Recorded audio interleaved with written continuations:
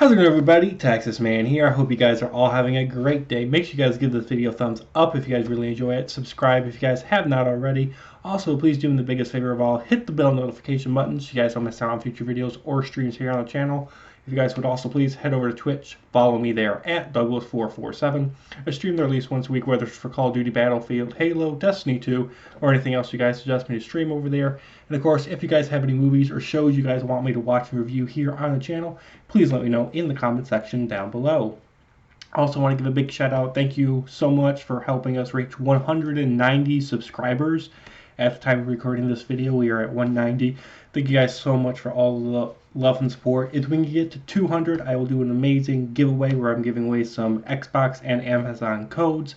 So if we can get to 200, I will be doing a 200 subscriber thank you stream. And of course, we're going to be talking about positives and negatives, and unfortunately more negatives, about the brand new Marvel Cinematic Universe movie, the MCU movie, Eternals, that came out here in 2021.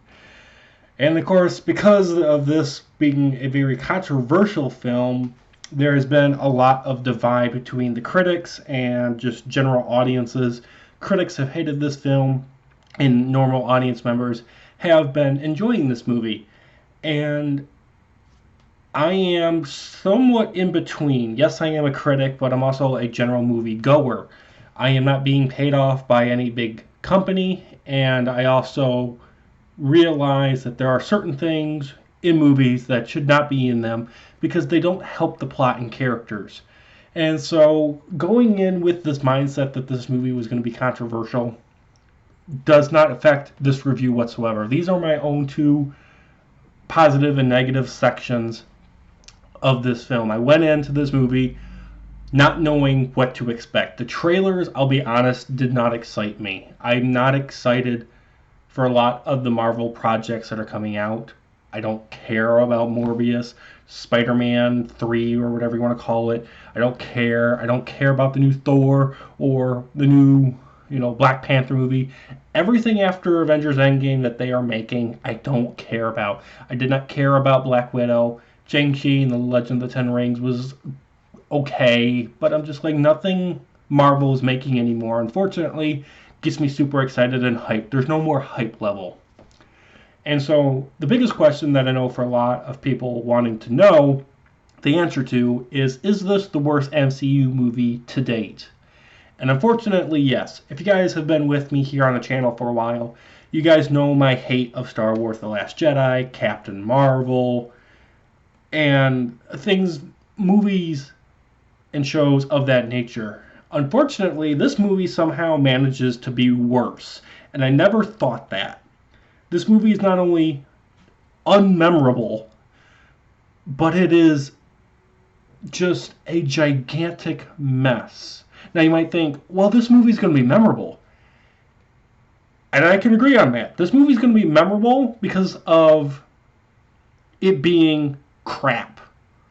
Like, I remember Captain Marvel just because of how bad it is, and it being a prequel, and it having unnecessary events that take place in it. Somehow, Kevin Feige and the rest of the people at Marvel thought that this movie, Eternals, was supposed to explode and open up the Marvel Cinematic Universe in great mystery-like ways. And it doesn't. There's nothing in this movie that makes you go, ooh, I'm invested. Another problem is that the twists and the turns and revelations do not exist in this film. They're not existent. Like, if you want to tell a good twist and turn or a revelation or a big plot twist, you don't tell it to the audience. You allow things to happen on screen, which allows you to treat your audience like an adult, not like an 8-year-old. This movie explains everything to you without it being where it's showing you things. There is a difference in the script writing process where it is you're supposed to show things, not tell things. Now, yes, because this movie has so much going on, I understand telling the audience some information is good. Like, they literally do it at the beginning of the film, where there's this like 3-4 paragraph introduction, so you understand what's going on somewhat. But it does that for the entire 2 hour and nearly 40-minute runtime. Show, not tell. So when gigantic plot events happen, they just tell you it. You don't get to see it. And then when you do get to see it, you're like, okay, you're wasting screen time, and I am bored. Please move onwards. The movie, because of that, is a confusing mess. And this film has a ton of flashbacks in order to explain the big bad in the film, which, by the way, isn't really a bad guy. There's really no bad guy in this movie. Yeah, we have this evil Superman-like character. Yeah, we have this evil Flash character. We have this alien that is growing at the center of the earth that is emerging, and when it emerges from the center of the earth, it's going to blow the planet up in order for the celestial being to take place and be alive. So the Eternals that are on the good side have to put the alien that's in the center of the earth to sleep. And they don't put it to sleep, they literally just freeze it while it's halfway sticking up out of the ground, and it's stuck there. And I'm just like, there's no bad guy. Every single Marvel film or superhero movie ever, and you can correct me if I'm wrong in the comment section, but I doubt it. Every single superhero movie has had a bad guy to physically fight. Like, even in Doctor Strange, there's a physical fight going on. Yeah, it's taking place in some sort of other pocket dimension, but there is a fight between our hero and the villain. This film doesn't have it. This film instead has it where one of the Eternals is trying to freeze the celestial being that's trying to pop out of Earth, and then we have an evil Superman and an evil Flashlight character. By the way, this is a Marvel movie, not a DC movie. And I'll get to that in a minute. There is no single bad guy. You just have people believing in stupid stuff, fighting for stupid reasons because they're stupid people. There is no actual bad guy that you actually want to be defeated.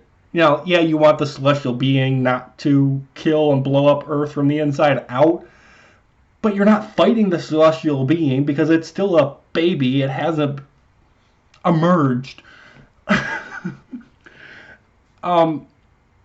This movie doesn't feel like it belongs in the Marvel Cinematic Universe. Like, I watched this movie and I'm like, how does this tie in? Yeah, it takes place 5 years after Avengers Endgame. Yes, it explains why the Eternals didn't take place in Infinity War or Endgame's events. But it does not feel like it belongs in it. Now, this film, Eternals, might actually matter when it comes to other Marvel projects that are coming up down the line in 5 years. This Eternals movie might actually matter when Avengers 5 comes out. But as it stands as a movie, and as it stands as part of the Marvel Cinematic Universe, it is crap. I mean, hell, some of the Eternals, like I said earlier, have powers from characters from the DC Universe. Literally, they have a Superman character that can fly, has super strength, and shoots lasers out of his eyes. If that's not Superman ripped off, I don't know what it is. There's also another character that is a straight ripoff of the Flash. Now you might be thinking, oh no, it's just a ripoff character of Quicksilver. No, because apparently Marvel thinks that this new Flashlight character is somehow not only faster than Quicksilver, faster than Flash, but this character is also faster than Superman, which I don't understand how you can be faster than Superman when Superman can literally travel faster than the speed of light. Like, I don't understand what travels faster than that. Let me know in the comment section what you guys think it is, because I don't understand that. Okay, I'm going to get off the bandwagon of negativity for about 15 seconds. Here we go. The film has great CGI and a really great soundtrack. That didn't even last 15 seconds. I'm sorry, but that's it. Everything else in this movie, I don't care about. This film also has numerous scenes that are completely unnecessary. And if you remove these certain scenes, and if you've seen the movie, you know what I'm talking about. If you remove these certain scenes from the film, it would have cut out at least 15 minutes of the film. Like, there is a covered sex scene that adds nothing to the movie nor characters. There's also 2 gay men kissing that adds nothing to the plot or the characters. It literally makes the movie come to a screeching halt when these types of scenes take place on screen. And because of that, like I said, the film is nearly 2 hours and 40 minutes long. This film is almost as long as Avengers Endgame. Unfortunately, I'm not going to remember this movie T-minus 1 day. This movie, I will not remember. I'm not going to remember it for the good. I'm going to remember this movie for the bad. Just like Captain Marvel. But somehow I hate this movie more. Last 2 things I want to talk about. This film feels like a rushed Avengers film. Now, the best way to explain this is what the DCEU is trying to do, where they try to introduce Superman, Batman, Wonder Woman, and then immediately we're going to do a Justice League where we just don't introduce the Flash, Cyborg, or any of the Justice League characters really well and give them their own film before we do a Justice League movie. This film feels like it. This film is like, hey, we're going to introduce these 9 characters to the Marvel Cinematic Universe, and we're going to try to make you care about them in an almost 3-hour movie, but somehow we're going to fail on all departments. There is no emotional character development in this film. I can't even tell you, after I've seen this movie less than a day ago, I can't tell you the name of a single character. None of them are memorable. None of the characters are memorable. I have no emotional connection, whether it's with the Eternals themselves, the side characters. I don't have any connection with any of the set pieces. I don't have any connection with the villain or the villains. I don't have any connection to these characters. So because of that, when characters end up being put in life or death situations, and when the characters do end up dying, and characters do die in this movie, when they do die because I don't have any emotional bond connection with them, I don't care. I did not care who lived nor who died in this film. This film tries to go the route of Blade Runner, where it's like, okay, we're going to make you try to care about the characters for about 10% of the film, but the rest of the movie is going to be all about atmosphere, the soundtrack, the great CGI, and the set pieces. If you can think of Blade Runner 2049 or the original Blade Runner, compare that to Eternals, you almost have the exact same film when it comes to characters and set pieces and CGI in that department. I didn't care who lived or died. I didn't care about anything really taking place in this film. And when the movie came to its conclusion, I was like, thank you. Because I'll be honest, guys, this is the first time I've ever seen a Marvel movie where I was literally bored. I was bored. And it came to a point around the 2-hour mark where I was about to fall asleep. And they put in an action scene which kept me awake. But it came to a point where I was about to fall asleep. I literally was so bored I was about to fall asleep in the movie theater. And I never thought I would ever say that about a Marvel project. Now, you're probably thinking, man, you're just bashing this movie. I am not bashing this movie. I am saying that Marvel thought that this was supposed to be the best Marvel movie since Avengers Endgame. And I am saying, I don't know what they were smoking, but this movie does not help expand the lore. It does not help expand the characters. It does not help expand the Marvel Cinematic Universe. This film feels out of place. This film does not feel like it belongs as part of the Marvel Cinematic Universe. Now, there are things in it that I like. I thought it was kind of cool and interesting that there's this Eternals character that is responsible for giving humanity certain technology. Like this Eternal, literally, his superpower is to develop new technology at a good pace for humanity to evolve technology-wise. Like he gives humanity the plow, he gives humanity fire, he gives humanity an easier way to catch fish, he gives humanity the hydrogen bomb that gets dropped on Hiroshima. And we get to see certain things take place historical-wise because of what he gives humanity.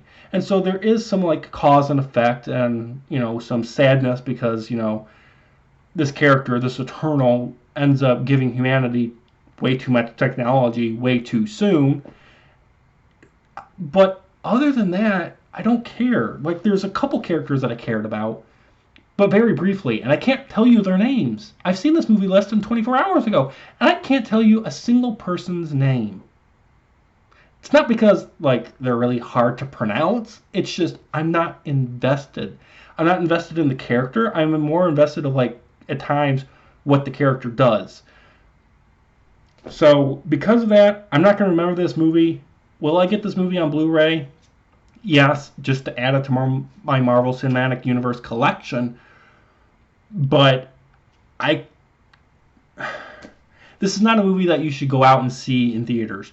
Wait for it to drop on Disney Plus. Wait to be able to rent it digitally. Wait to get it on DVD and Blu-ray, and you can share it around with all your friends and family members. But this is not worth the admission ticket at a movie theater. And then, of course, you're dropping your money on concessions. This is, unfortunately, the worst movie to date. And I know I'm probably going to get comment bombed like, oh, you're just a real hater of the Marvel Cinematic Universe. I love the Marvel movies. There's just certain ones that I think could have been improved greatly by adding in things and removing things. Now, lastly, I know a lot of people are probably going to wonder, does this follow the beat of a lot of past Marvel Cinematic Universe films? Not completely. There is some originality. There is some things in here that felt different from past Marvel films. This doesn't feel like Marvel's trying to rip off of past Marvel films or other movies. There is some sort of originality, but it's very sprinkled in. It is very rare when it happens. A lot of it feels like a bunch of recycled stuff, unfortunately. There are some original things. There's some. But in general, this movie just did not hit the ballpark for me. I was expecting a lot more from this film. While I was watching this film, within the first 8 minutes, I was going to give this movie an 8. And unfortunately, as the movie kept progressing and got to the end and it got through its 2 post-credit scenes, I did not like this movie. Even the 2 post-credit scenes, I don't understand what the heck was going on in those 2 post-credit scenes. I'm sure there's trailer breakdowns and Easter egg hunts and all that stuff that you guys can find online, but the 2 post-credit scenes meant nothing to me. I don't know what I'm supposed to be excited for with those 2 post-credit scenes either. I don't know what I'm supposed to be excited for. So, overall, guys, I'm giving Eternals from 2021 a 2 out of 10. Thank you guys so much for watching. You guys all have a great day. I want to let you guys know that I will be going to see Ghostbusters Afterlife, and I will be seeing Matrix 4, and of course the new Spider-Man movie when those drop, so look forward to those reviews for sure coming out in the next few weeks. I've got a bunch of other awesome videos for other movies that have come out in the past, so look forward to those here. And thank you guys so much for watching. You guys have a great day. I'll see you guys in the next video or stream. Bye, guys.